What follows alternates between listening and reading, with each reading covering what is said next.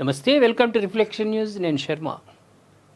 Trump మహాశయుడు మరి అమెరికాను ఏం చేయడానికి వచ్చిండో ఏందో తెలియదు, కానీ మొత్తానికైతే ఆగం ఉన్నది. ఇరాన్తో యుద్ధం అమెరికా ఎంత ఖర్చు చేసిందో తెలుసా? ఇరాన్తో యుద్ధం కారణంగా అమెరికా భారీ మొత్తంలో ఖర్చు చేయాల్సి వస్తుంది. పలు నివేదికల ప్రకారం యుద్ధం ప్రారంభమైన మొదటి 24 గంటల్లో అమెరికా ఏకంగా $779 మిలియన్ ఖర్చు చేస్తుందట. ఎవడు చేయమన్నాడు? ఏంది? ఏమవసరం నీకు? ఇరాన్ ఇజ్రాయిల్ మధ్య గత కొన్ని రోజుల నుంచి యుద్ధం జరుగుతున్న సంగతి తెలిసిందే. అగ్రరాజ్యం అమెరికా మిత్రదేశం ఇజ్రాయెల్కు అండగా నిలిచింది. ఇజ్రాయిల్తో కలిసి ఇరాన్పై దాడులు చేస్తోంది. ఈ దాడుల్లో ఇప్పటికే ఇరాన్కు చెందిన కీలక నేతలు ప్రాణాలు కోల్పోయారు. భారీగా ఆస్తి నష్టం సంభవిస్తోంది. ఈ నేపథ్యంలోనే ఇరాన్ శత్రు దేశాలపై ప్రతిదాడులు చేస్తోంది. మరీ ముఖ్యంగా యుఏఈలోని అమెరికా ఎయిర్ బేస్లను టార్గెట్గా చేసుకొని దాడులు చేస్తోంది. ఈ దాడుల్లో అమెరికా ఎయిర్ బేసులు ధ్వంసం అవ్వడంతో పాటు ప్రాణ నష్టం కూడా సంభవిస్తోంది. కొంచెం డీటెయిల్స్లోకి పోదాం. ఇరాన్తో యుద్ధం కారణంగా అమెరికా భారీ మొత్తంలో ఖర్చు చేయాల్సి వస్తుంది. పలు నివేదికల ప్రకారం యుద్ధం ప్రారంభమైన 24 గంటల్లోనే అమెరికా $779 మిలియన్ ఖర్చు చేసింది. మన ఇండియన్ కరెన్సీలో అయితే 6,900 కోట్ల రూపాయలు ఖర్చు పెట్టింది. Data from the centre for new American security states carrier strike groups USS general R Ford వంటివి ఆపరేట్ చేయడం కోసం ప్రతిరోజు ఏకంగా 58 కోట్ల రూపాయలు ఖర్చు చేస్తుందట. యుద్ధానికి సిద్ధమవడం కోసం కూడా భారీగా ఖర్చు అయింది. ఎయిర్ క్రాఫ్ట్లు, యుద్ధ నౌకలు, స్థానిక యుద్ధ సామాగ్రి తరలింపు కోసం $630 మిలియన్, ఇండియన్ కరెన్సీలో 5,556 కోట్ల రూపాయలు ఖర్చు చేసిందట. ఓన్లీ తరలింపుకే, ట్యాంకర్లు ఇవన్నీ తరలించడానికే.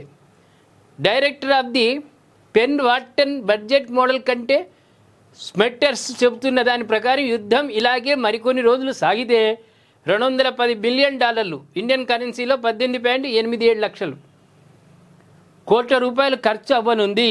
ఇదంతా ఒకే ఎత్తైతే హమాస్తో యుద్ధం కారణంగా నష్టపోతున్న ఇజ్రాయిల్కు అమెరికా భారీ మొత్తంలో ఆర్థిక సాయం చేస్తోంది.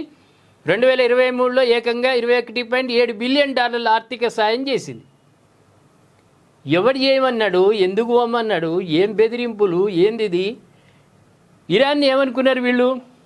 ఇజ్రాయెల్ కానీ అమెరికా కానీ పిల్లి. ఆ నాయకుడు పోతే, ఖురేషీ పోతే ఇరాన్ సరెండర్ అవుతుంది, మన కాళ్ళ దగ్గరకు వస్తుంది అని అనుకున్నారు. మొదటి రోజే టార్గెట్ తోటి, పక్కా సమాచారంతో మొత్తం వాళ్ళని చంపారు.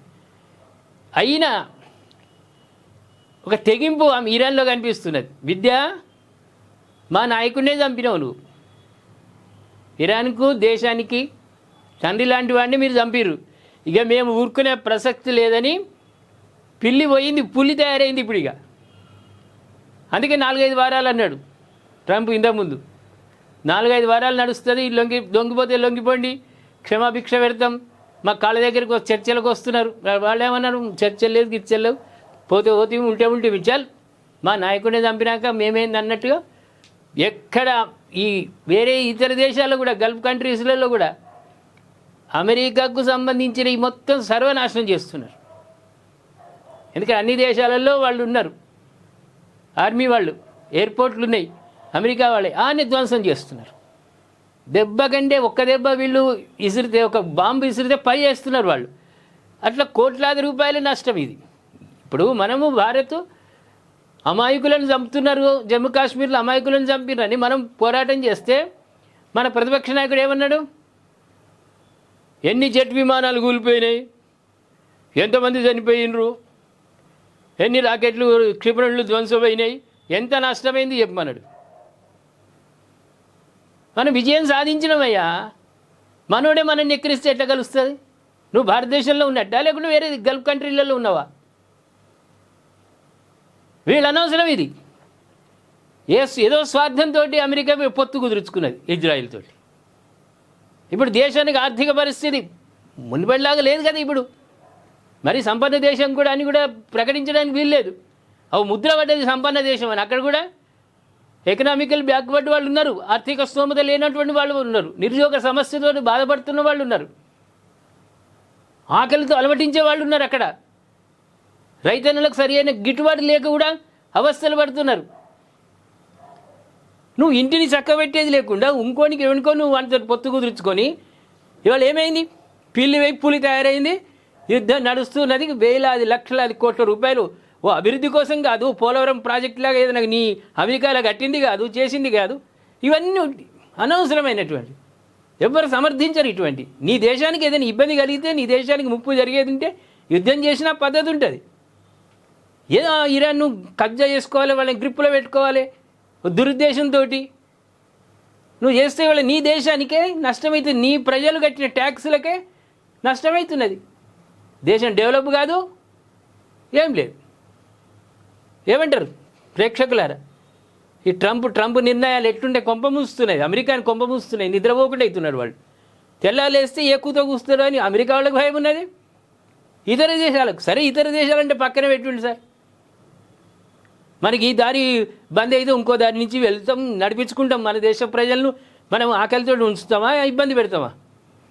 ఈ ద్వారా కాకుండా ఇంకోళ్ళు ఉన్నారు మనకు అండ ఇవ్వడానికి.